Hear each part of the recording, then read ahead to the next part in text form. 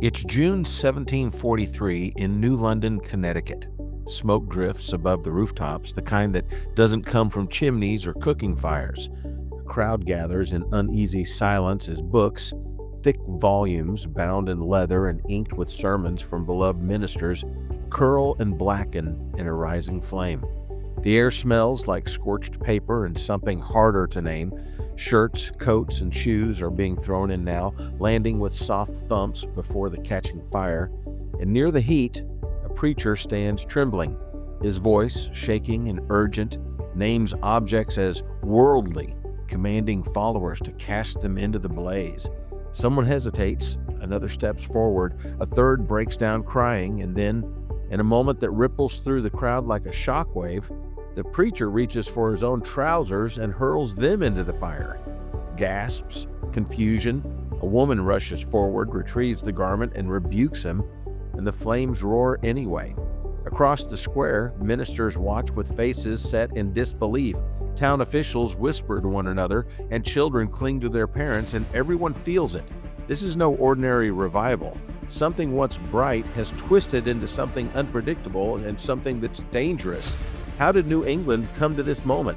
And how did a pastor once known for sincerity become the center of a firestorm that would shake churches for years? From the That's Jesus channel, welcome to Coach, where church origins and church history actually coach us how to walk boldly with Jesus today. I'm Bob Balch, and on Friday we stay between 1500 and 2000 AD. In this episode, we're in the year 1743, and we're exploring how a revival movement brimming with hope veered into chaos.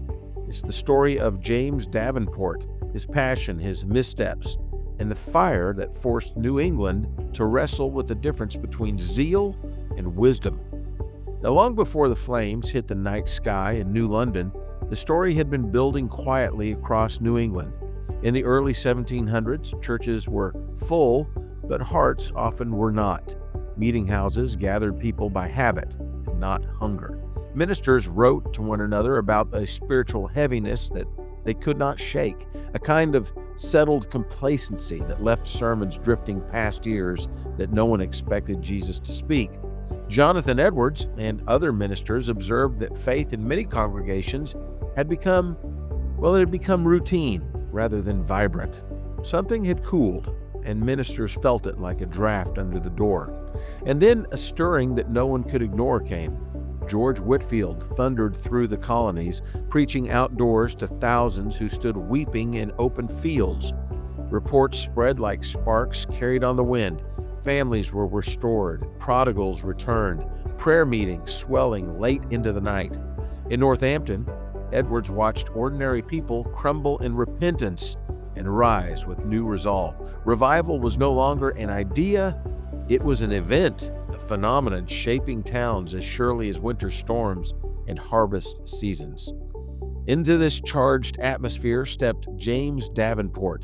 Born in 1716 in Stamford, Connecticut, he belonged to a well-respected family, and after graduating from Yale in 1732, he stepped into ministry with the confidence expected from a young man shaped by good breeding, good training, and a clear calling. In 1738, he accepted the pastorate in Southold, Long Island, a community with familiar rhythms and predictable Sundays. His early ministry went well. It went very well. People found him earnest and warm and sincere. But revival stories coming from the mainland stirred something more intense inside him. The emotional power of the movement didn't merely encourage Davenport, it ignited him. He wanted more than just a steady preaching and measured transformation moment each Sunday. He wanted fire, and he believed that fire could fall anywhere, anytime, if someone bold enough would simply call it down. Something shifted, and the lines between spiritual conviction and spiritual compulsion began to blur. He prayed longer, he preached harder, and he spoke with a rising urgency that left little room for restraint. Soon, he felt called, compelled, to travel beyond his parish. By 1740, he was on the road, moving through Connecticut and Long Island with a momentum that startled even those sympathetic to the revival. Davenport didn't carry the collected calm of a traditional pastor. He carried intensity. He wept openly during his sermons. He trembled, he warned, he pleaded, and people said that he preached as if witnessing the edge of heaven and the brink of hell at the same time. Crowds pressed in to hear him, drawn by the strange gravity of a man who seemed to flame on the inside.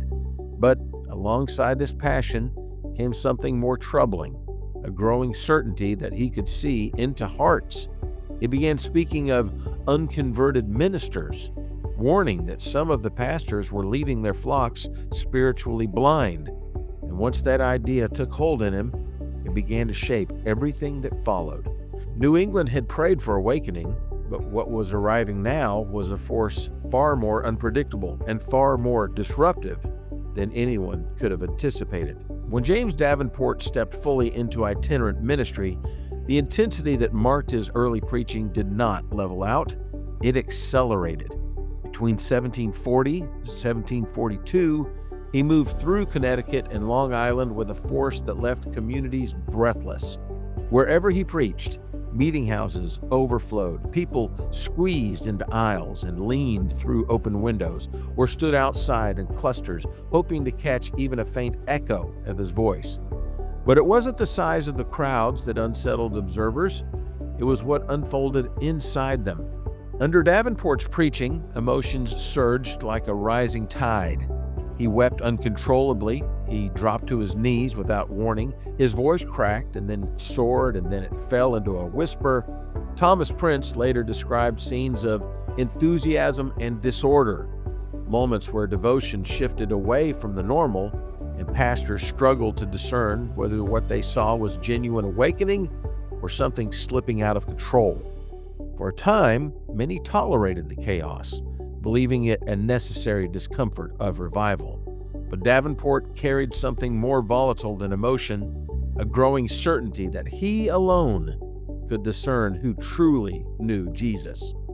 He began naming ministers by name, respected pastors, some of them who had served their communities faithfully for decades, as unconverted men. He accused them of preaching without the Holy Spirit. In some towns, he warned congregations not to even listen to their own pastors, insisting that they were leading people towards spiritual death. These allegations were not whispered in private rooms. He spoke them publicly, urgently, sometimes standing just outside the very churches whose ministers he condemned. The effect was immediate, and the effect was devastating. Towns split along lines of loyalty. Some parishioners refused communion from their own pastors. Others walked out of services in protest. Families found themselves torn between affection for their ministers and fear that Davenport might be right. Revival, once a source of hope, was becoming a battleground. Civil authorities soon stepped in. In 1742, the Connecticut General Assembly passed a law aimed at containing the outbreak of disorder, a law clearly meant to curtail Davenport's influence. But he ignored it. When arrested and brought to trial, Davenport did not respond with a calm defense. Accounts describe him shouting denunciations at the court, invoking divine judgment on the magistrates themselves. His agitation was so pronounced that officials declared him mentally unstable and sent him back to Long Island.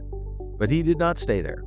He appeared next in New Haven, where Minister Joseph Noyes barred him from the pulpit, and then in Lyme, and then in Wethersfield, and then in Saybrook. Every stop left tension behind. Church minutes recorded votes of censure. Town magistrates filed complaints. Jonathan Edwards, watching the movement with growing concern, warned that even genuine revival could be corrupted by spiritual pride, zeal convinced of its own infallibility. The revival now carried two currents, a sincere hunger for Jesus and a rising storm of unchecked certainty. Davenport seemed to embody both of them, and the collision was coming. In the first half of 1743, it would erupt with flames that New England would never forget.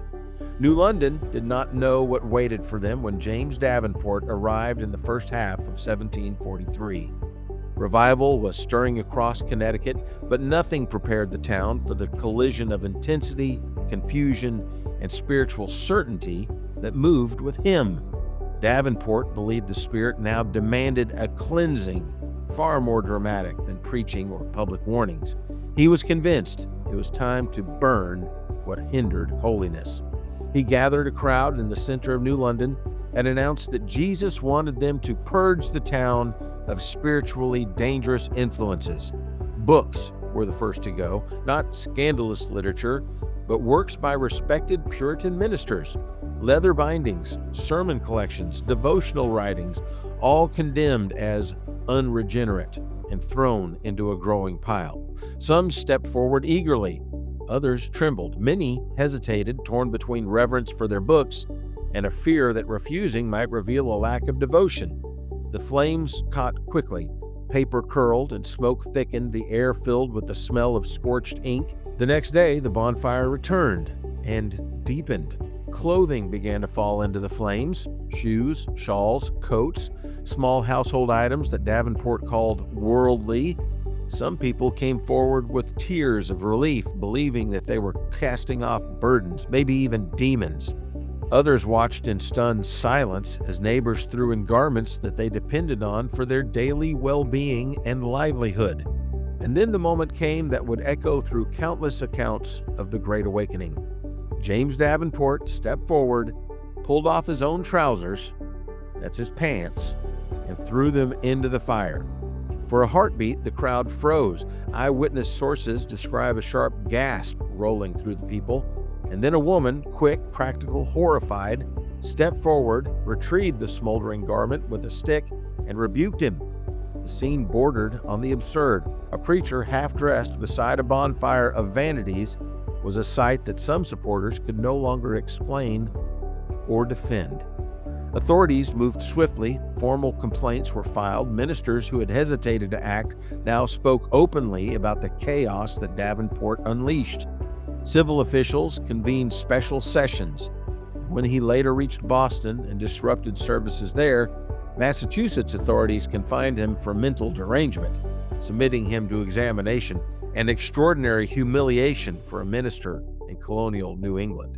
The damage spread farther than Davenport himself. Churches divided, families ruptured, congregations that had worshiped side by side for decades argued and fractured and dissolved. Separatist groups emerged in town after town. What revival had begun, Davenport tore apart. And then came a turning. In 1744, James Davenport published a formal printed apology. Not a rumor, not a quiet admission. A public confession circulated broadly across New England. And in it, he acknowledged that he had acted in a misguided zeal. He admitted that he had slandered faithful ministers. He recognized that his extremism had wounded the church that he loved. Thomas Prince documented the apology, noting both its sincerity and the deep questions that it stirred about how or whether Davenport could be restored. He lived 13 more years, preaching quietly after repentance, dying in New Jersey in 1757, but his legacy endured. A cautionary tale cited for decades in councils and sermons and laws, seeking to guide revival without collapsing into disorder. And through it all, a deeper question simmered beneath the ashes of New London's fires. When spiritual urgency rises, what guards the difference between holy zeal and harmful certainty? This much is clear. Every generation of the church wrestles with the same tension: how to pursue passionate faith without letting that passion fracture the very community it aims to revive. Today, local churches still feel the pull between longing for revival and guarding against the excesses that can quietly slip in when emotion outruns wisdom. Modern congregations have seen it firsthand. A leader grows influential and begins believing that their discernment is unquestionable. Or maybe a small group becomes convinced that their spiritual insights outrank the rest of the church. Or a ministry movement emphasizes urgency over unity, and intensity over humility, or certainty over shared discernment. And before long, what began as a sincere desire for spiritual awakening leaves confusion, or division in its wake. Other churches swing to the opposite extreme, frightened by past excesses. They become cautious and reserved or suspicious of deep emotional expression, leaving little room for genuine renewal. Instead of zeal without wisdom, they settle into stability without life. The legacy that reaches us today is not about actions from the 18th century. It's about how quickly sincere faith can harden into superiority, how easily passion can become pressure, and how desperately the modern church still needs humility, accountability, and a shared pursuit of Jesus. When churches anchor zeal in community, scripture, and love, renewal strengthens the body rather than fractures it. When we move from the church as a whole to our own lives and our own hearts, the challenge becomes sharper. Every believer wrestles with the temptation towards certainty, the quiet assumption that our perceptions are clearer, that our convictions are stronger, or our spiritual instincts are more accurate than the people around us. But discipleship grows best in humility, not superiority. So here's the question worth sitting with. Where might confidence be drifting into certainty inside us? Where have strong feelings convinced us that we are unquestionably right? Where have we dismissed others far too quickly? And where have we resisted correction because we didn't want to be wrong? There's a second question that's just as important. Where have we grown silent when love required us to speak? Some of us fear disagreement so deeply that we stay quiet even when Scripture calls us to gentle courage. Truth requires boldness. Love requires humility. And mature faith requires both. This is the invitation today to stay teachable, to hold convictions deeply yet carry them lightly, to seek renewal with passion but let that passion be shaped by community, Scripture, and the character of Jesus, to resist suspicion, to refuse spiritual arrogance, and to welcome accountability, and to measure every spiritual instinct against the humility of the one who leads us. If we can walk with that type of faith, if we can walk that path, boldness without pride and discernment without division and passion without presumption, then we'll be able to strengthen our communities and not strain them. It will soften our hearts rather than harden them, and it will make us more like Jesus. If this story of James Davenport challenged or encouraged you, share it with a friend. They might really need to hear it. Make sure you go to that'sjesus.org for other Coach episodes and resources. Don't forget to follow and like and comment and review and subscribe and tune in for more Coach episodes every week. Every episode dives into a different corner of church history, but on Friday, we stay between 1500 and 2000 AD. Thanks for listening to Coach, where church origins and church history actually coach us how to walk boldly with Jesus today. I'm Bob Balch with the That's Jesus channel. Have a great day and be blessed. And before we close, let me simply say this. Episodes like this make me grateful for the people who gently guide me back to balance when I drift. Wendy does that for me every single week, and I hope that you have someone like that in your corner too. Someone who loves Jesus and loves you and helps you keep your zeal grounded in grace. Have a great day and be blessed.